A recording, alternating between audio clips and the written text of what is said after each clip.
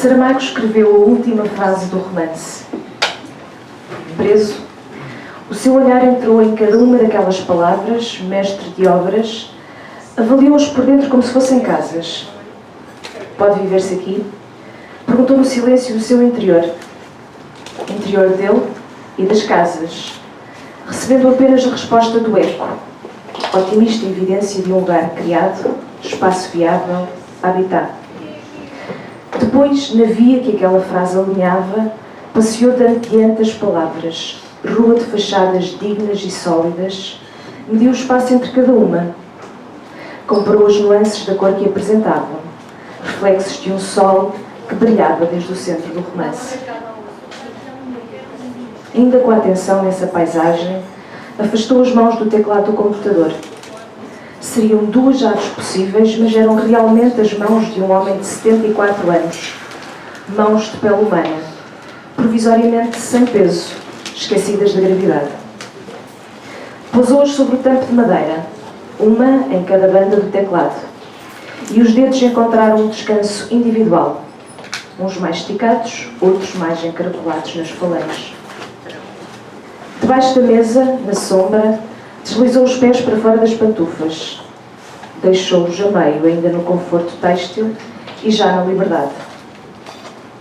Mas tudo isto era alheio ao arbítrio do escritor.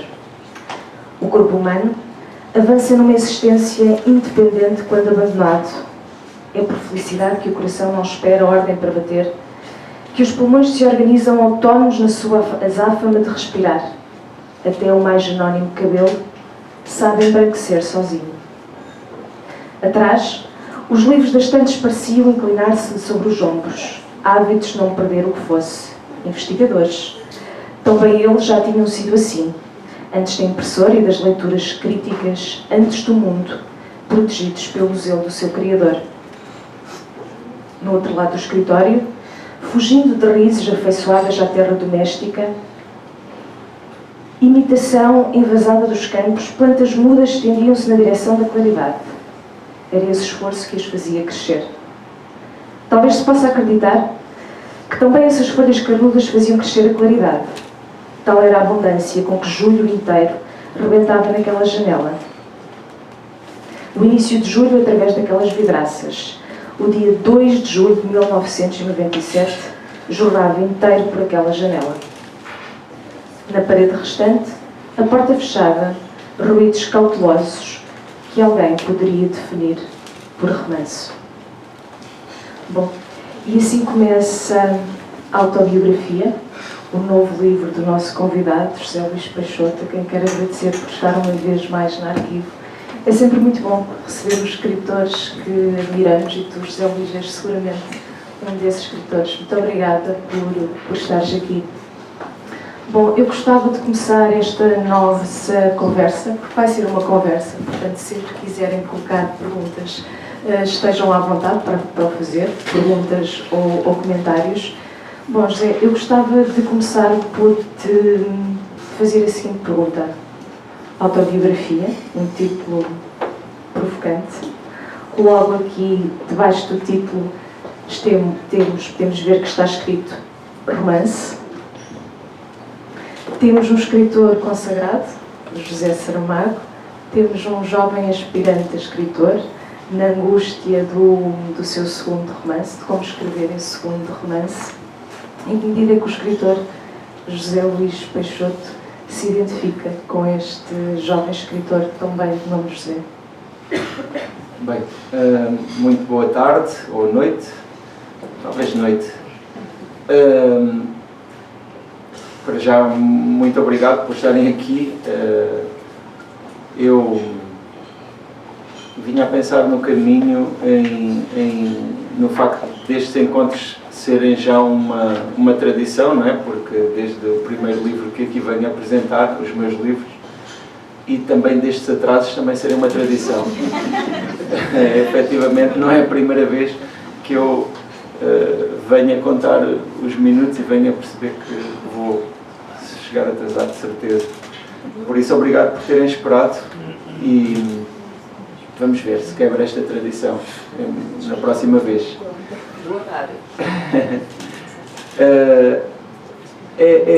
Isto acaba por ter alguma coisa a ver com a resposta a essa questão e também até com este livro, porque efetivamente quando apresentei o primeiro livro aqui eu tinha muito menos cabelos brancos, mas como nessa passagem que leste, os cabelos brancos eles embranquecem sozinhos, eles não dependem exclusivamente da nossa vontade para embranquecer, embora se possa pintá-los de várias cores, e branco é uma delas. Mas não é o meu caso. E isso tem tem uma certa ligação com isto, porque o título de um romance, por mais provocatório que seja, relaciona-se sempre com o romance, não é?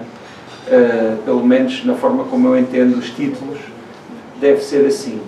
E neste caso, o facto do romance se chamar autobiografia acaba por ser um elemento fundamental na construção do romance e até um pouco estrutural naquilo que o romance propõe. E claro, a autobiografia tem a ver com o autor e tem a ver com as suas experiências. E neste caso, em que eu, ao longo dos anos, tenho publicado tantos livros que têm já esse aspecto mais assumido ou menos assumido da reflexão sobre as minhas experiências, há aqui uma diferença fundamental, que é, se quisermos encontrar-me aqui neste livro, claramente existe uma personagem que é a personagem jovem que encontra o Saramago. Em primeiro lugar porque eu próprio conheci o Saramago também mais ou menos à volta da idade que a personagem tem, não exatamente, mas por volta dessa idade. A personagem tem cerca de 30 anos, eu ganhei o prémio José Saramago quando tinha 27 anos e um mês, e portanto, a partir daí, tive a oportunidade de privar com ele e de estar com ele em algumas circunstâncias importantes para mim e que me permitiram vê-lo com uma certa proximidade. E também quando eu o conheci foi justamente nessa ocasião que recebi o prémio José Saramago, que era referente ao meu primeiro romance, portanto eu era também um autor com um romance publicado. Isso acaba por ser bastante diferente assim na minha visão, na forma como eu tenho trabalhado a minha biografia nos meus livros. É diferente na medida em que pela primeira vez trabalho memórias assim da idade adulta, claramente da idade adulta, não é? Isso acontece porque no próximo ano, em maio, já passam 20 anos que foi publicado a primeira edição do meu primeiro livro, que se chama Morreste. 20 anos já é um tempo que dá assim para fazer uma reflexão, não é? E para ver com uma certa distância. E efetivamente estas questões que aqui estão presentes, tanto as autobiográficas, que não são evidentes, não é fácil que alguém, nem sequer as pessoas que me são mais próximas, leiam este romance e consigam claramente identificar o que é autobiográfico e quais é que são as questões mais, não sei, mais intensas para mim, como que são autobiográficas. Mas ainda assim, dizia, agora perdi-me, o que eu queria dizer era que tanto nas questões autobiográficas como noutras questões que o romance levanta, consigo agora ter uma reflexão sobre elas, até sobre o próprio Saramago, que também é uma personagem tão importante no romance, não é? Até porque há pouco eu dizia, conheci o Saramago com essa idade, e claro, quando nesse momento eu não tinha capacidade de escrever um livro em que o Saramago fosse a personagem principal. Também precisei de algum tempo, não só até para eu sedimentar a minha própria visão de quem é o Saramago para mim. Pilar del Rio é uma das personagens também. Sim. Eu sei que ela foi a primeira pessoa a ler o romance. Sobre ele disse que era um romance honesto e belo.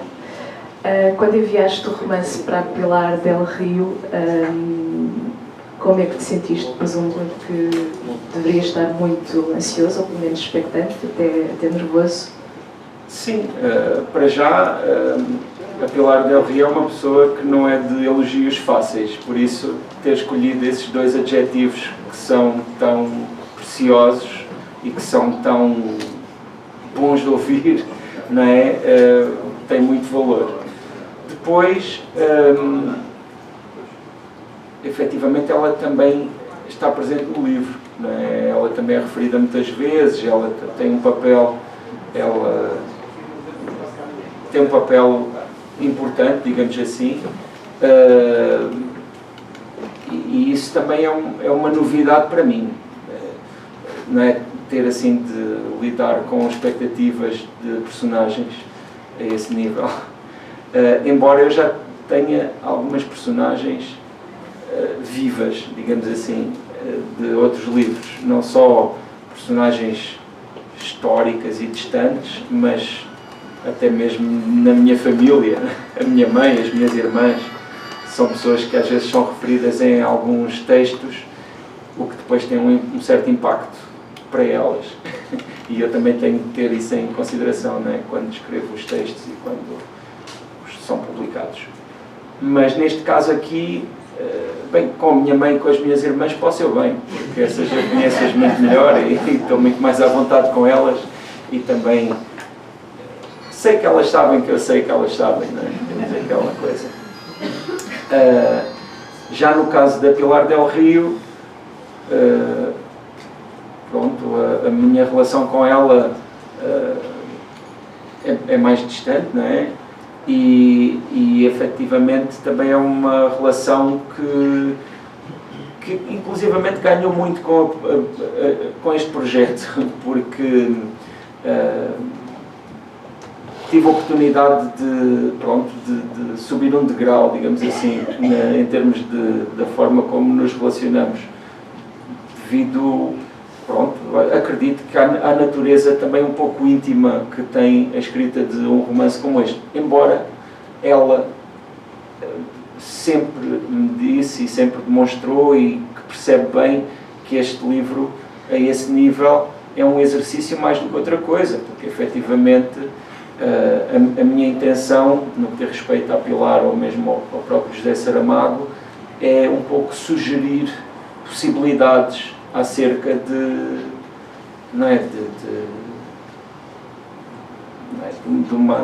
um retrato, porque efetivamente seria uma ambição enorme dizer que este livro fecha essa caracterização. Bem, seria uma ambição impossível, mais do que enorme, na medida em que uma personagem é sempre muito diferente de uma pessoa. Uma personagem, a meu ver, é sempre mais pobre do que uma pessoa. Qualquer personagem, qualquer pessoa. E tens aqui também muitas personagens de alguns romances de Saramago. Identificamos personagens e momentos do Manual de Pintura e Caligrafia, todos os nomes, a história do cerco de Lisboa. Sim. Leste toda a obra de Saramago, presumo, todas as biografias disponíveis. Bem, todas as biografias disponíveis não li, mas li todos os volumes publicados por José Saramago. Isso é uma grande coisa, porque ele publicou muitos livros. Mas, efetivamente, eu já tinha lido uma parte grande e durante o período da escrita li aquilo que me faltava. E durante toda a escrita, nunca parei de ler. E isso foi muito importante. E, aliás, acho que me contagiou de alguma forma, até mesmo ao nível do estilo, que existem umas certas diferenças em relação a livros anteriores. Ainda assim, eu nunca tentei em nenhum momento imitar ou fazer tentar seguir o estilo de José Saramago. Influenciado, não imitar, claro, não, mas bebeste melhor essas influências, não te distanciaste delas. É curioso porque há um livro que é um livro cujo título é muito referido, mas que nem todas as pessoas leram, porque a ideia é muito interessante, e a ideia acho que passa um pouco mais do que também o número de pessoas que efetivamente estão ao trabalho de ler esse livro do princípio ao fim, que é a angústia da influência, não, a ansiedade da influência, do Harold Bloom. O Harold Bloom é um crítico americano muito importante que morreu há menos de um mês. E o Harold Bloom, inclusivamente, foi um grande defensor do José Saramago. Em múltiplas ocasiões, o Harold Bloom disse o melhor que se pode dizer do José Saramago. Aliás, há um livro em que o Harold Bloom fala dos génios do século XX e escolhe o Saramago e o Fernando Pessoa. Mas esse Harold Bloom tem esse livro, que é um dos livros mais importantes da crítica literária das últimas décadas, e é um livro, pronto, muito, muito importante para ele. E neste livro, neste romance, a questão da influência é muito importante. Aliás, é uma das questões fundamentais do livro, a questão da influência entre autores e autores de várias gerações e como é que isso se processa e tudo isso. E no caso desse livro do Harold Bloom, ele faz um estudo de poesia e em que chega à conclusão, assim agora aqui simplificando, que existe uma certa angústia, ansiedade. Isto se pode traduzir por angústia. Eu acho que em português há uma edição qualquer em que se fala de angústia, mas o original é ansiedade. Mas existe uma certa ansiedade dos autores das gerações anteriores, ou seja, os autores mais jovens sentem uma certa... não querem ser continuadores dos anteriores, como naquela questão dos pais e dos filhos. Agora estou aqui a baralhar-me um pouco, mas espero que estejam a conseguir seguir aqui este raciocínio meio embaraçado.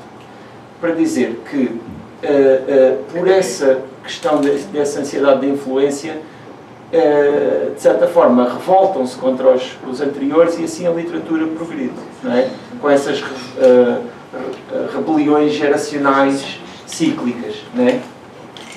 Pois eu pessoalmente por acaso acho essa teoria muito válida, mas não a sinto, não é o meu caso, digamos assim. Isto pode ter a ver com várias coisas, não é? Para já há aqui um aspecto que é, essa questão é uma questão parente da questão da relação freudiana, digamos assim, entre pais e filhos, não é? E é até por aí que esse autor chega a essa conclusão. E eu, não sei se conhecem um pequeno livro muito conhecido, que se chama Carta ao Pai, do Franz Kafka, que já muitas vezes eu vi comparado a esse meu livro que se chama Morreste-me como uma relação antagónica, no sentido em que a Carta ao Pai é um livro cheio de ressentimento em relação ao pai, em que ele está sempre cheio de ressentimento das coisas que o pai fazia, dizia, etc. E esse livro Morreste-me é um livro de homenagem ao pai, que sublinha, reconhece, mas que reconhece as qualidades do pai e tudo isso. Também tem a ver com o facto de ser um livro sobre o luto, e no luto o luto e o ressentimento são às vezes um pouco difíceis de encaixar. Mas pronto, isto para dizer que até sob o ponto de vista da questão geracional, e eu estou aqui a ir por uns caminhos, já não sei onde é que isto nos vai levar, mas havemos de chegar a algum lado. Na questão desta questão geracional, eu nunca senti nenhuma ansiedade em relação aos autores do passado, nomeadamente em relação aos autores das gerações imediatamente anteriores à minha. E sinto que, em Portugal, essa não é uma questão que efetivamente se coloque neste momento. Se nós formos ver, por exemplo, a maioria dos autores e autoras de prosa ficcional em Portugal escrevem textos porque em muitos aspectos são continuações de temas das gerações anteriores, nomeadamente no que diz respeito à identidade portuguesa, a reflexão sobre a identidade portuguesa, a reflexão sobre a história recente, a reflexão sobre vários aspectos da cultura portuguesa, mesmo quando escolhem falar sobre temas aparentemente distantes de Portugal. E a minha teoria pessoal é que eu acho que isto tem a ver com uma questão que é o facto de já existir uma ruptura histórica entre estas gerações, que no meu caso é muito claro, porque eu nasci em setembro de 1974 e então para mim é muito claro que autores como o Saramago, ou Lídia Jorge, ou João de Melo, ou Lobo Antunes, ou até mais recentes, né, de idades mais próximas, mas autores com mais 15 anos do que eu, ou 10 anos do que eu, viveram uma realidade diferente da minha. Para já, eu tenho duas irmãs mais velhas que eu. Uma tem mais 8 anos do que eu, outra tem mais 13 anos do que eu. E eu estou habituado a comparar-me com elas e a saber que elas viveram outra vida. Porque, lá está, mas no caso dos escritores, e assim dos escritores com obra, há aqui questões muito pertinentes, não é? Por um lado, há a questão de eu não ter vivido com censura, tal como ela era entendida nesse período, não ter vivido com guerra colonial também, não é, na minha experiência pessoal, não ter vivido com a possibilidade de ser preso, não é, em função de alguma coisa que escrevesse, etc. E isso é logo uma ruptura muito grande que não me obriga a que eu tenha uma grande necessidade de me impor ou de me salientar em relação às gerações anteriores, porque eu sei que a realidade deles é bastante diferente da minha, não é? Eles escreviam num tempo em que não havia Coca-Cola, quer dizer, eu escrevo num tempo em que há internet. Aí está outra revolução também, não é? Outra revolução que também é histórica e também marca uma mudança. Exato, porque, vamos ver, a literatura e a história têm uma relação muito próxima. A literatura depende da história. A literatura ela é marcada pela história, na minha forma de ver. Mesmo quando se escreve textos aparentemente desligados do presente. Mesmo para quem escreva ficção científica ou para quem escreva romances históricos. Para já, a nossa interpretação da história do passado vai sempre mudando. Uma visão contemporânea do passado, não é? Sim, a nossa visão do passado vai mudando à luz de vários aspectos, à luz até, por exemplo, atualmente, sob o ponto de vista moral, sob o ponto de vista de várias coisas, nós fazemos uma leitura diferente do passado.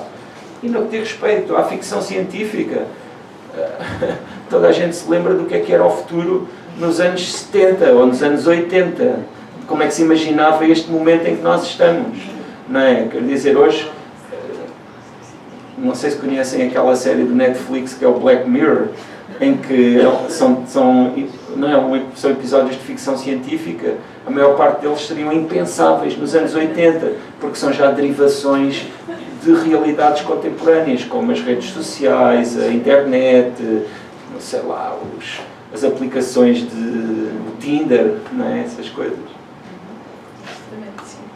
Bom, lembra uma conversa, portanto, sempre que houver uma pergunta ou um comentário, por favor, façam-me sinal. José, no teu outro romance, no Nenhum Olhar, que foi o romance com o qual ganhaste o prémio José Saramago, também havia duas personagens de nome José, um pai e um filho. No Cemitério de Pianos, tinhas também um pai com o mesmo nome, Francisco. Pois, o meu pai também tinha o mesmo nome que eu e o meu avô. Exato. Isso em Portugal é comum, não é? José parece conter todos os nomes masculinos, parece simbolizar todos os nomes masculinos. Mas eu confesso que não é? Se me tivessem dito há 20 anos, vais escrever 3 romances em que há sempre 2 figuras centrais que têm exatamente o mesmo nome, eu acho que eu não ia acreditar nisso, porque é uma insistência grande, não é? E eu não planeei isso, não é? Nos 2 primeiros casos, bem, no primeiro caso tinha que ver com a ideia do próprio livro e foi escolhido em função disso. No segundo caso também me fez muito sentido, porque no segundo caso eu deparei-me ali com aquela personagem Francisco, quer dizer, que é uma figura histórica, o Francisco Lázaro, e eu também cheguei à conclusão que para encaixar todo aquele raciocínio precisava que eles tivessem o mesmo nome e pronto, e depois sugere-se que são não sabe qual deles é qual, né? Tem ali uma certa questão. E neste caso aqui também foi fruto da própria lógica do livro e que depois, ainda para mais, ajudada por uma quantidade grande de coincidências, não é? O facto de, para já, por exemplo, o facto de eu me chamar José também foi ótimo. O facto de em 1997, tal como estavas a ler naquela passagem, José Saramago tivesse terminado um romance que se chama Todos os Nomes e que tem uma personagem central que se chama José, também ajudou à festa. E o facto também de José ser um nome tão...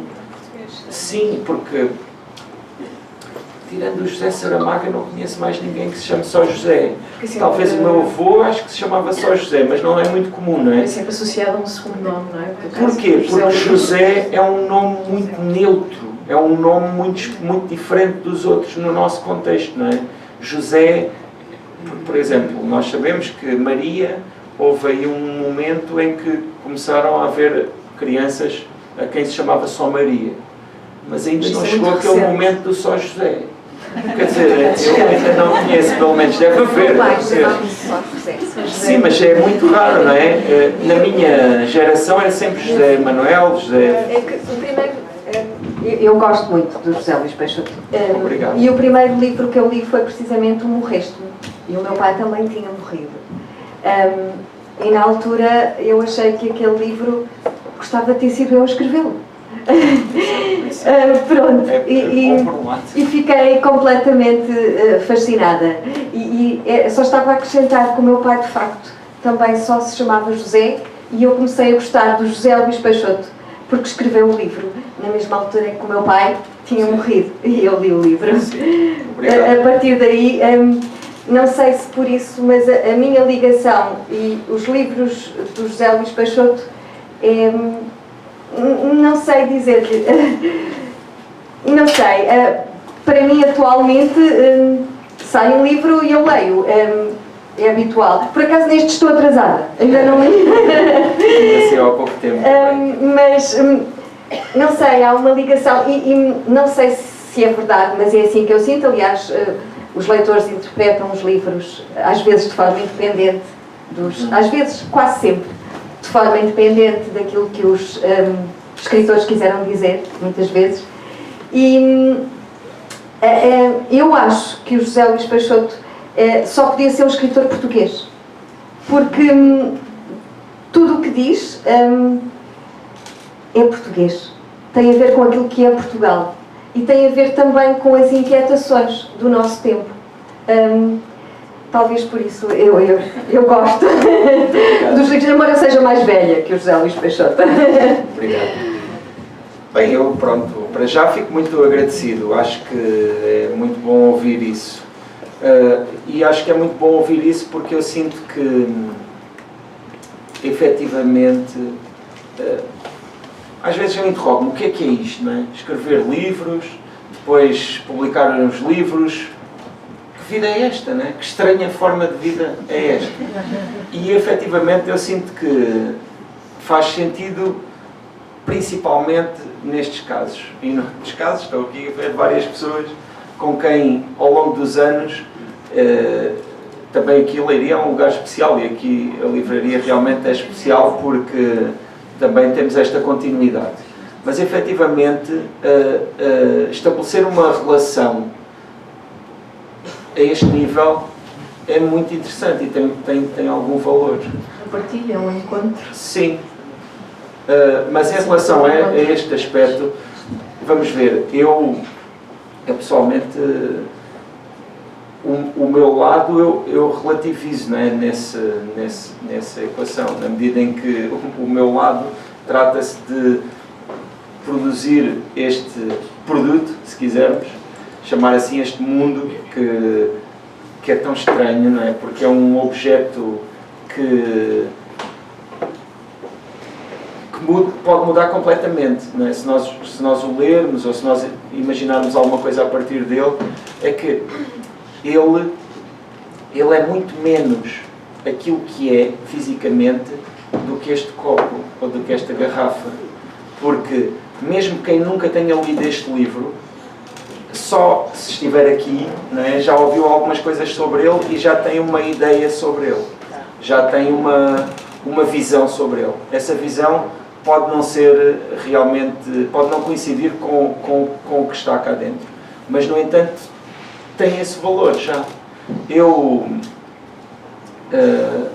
há alguns anos, encontrei uma senhora com quem falei acerca desse livro Morreste-me.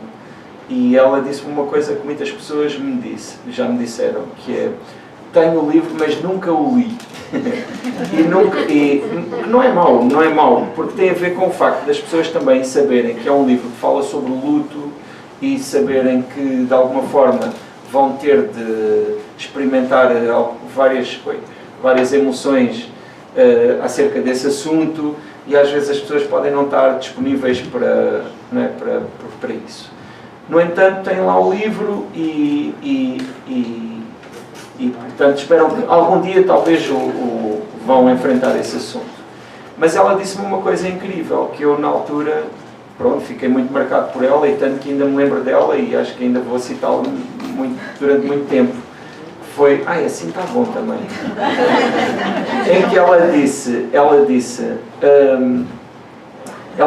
eu nunca o li, mas não faz mal, porque ele está lá e às vezes basta-me olhar para ele. E isso é fantástico, não é?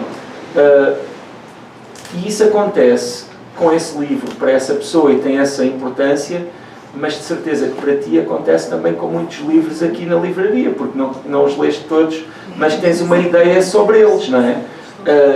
Pode não ser uma ideia assim que tenha uma vertente pessoal, mas é uma ideia. E isso também tem valor.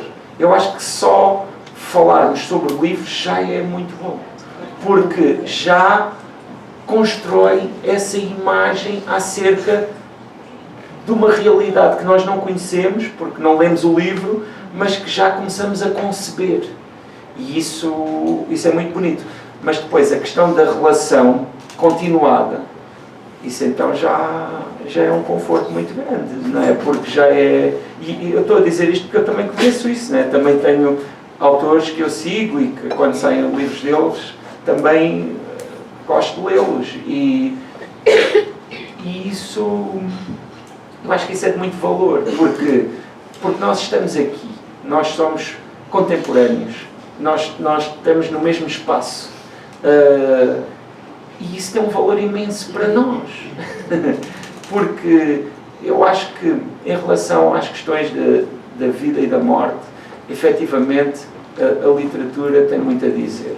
Porque a literatura é uma marca, não é? São ideias, palavras, discurso que se decide fixar e que depois se decide não é, partilhar com os outros. E ao fazê-lo, resiste-se ao efêmero, não é? De dizer aqui estas ideias que daqui a 5 minutos já reproduzimos de forma imperfeita e daqui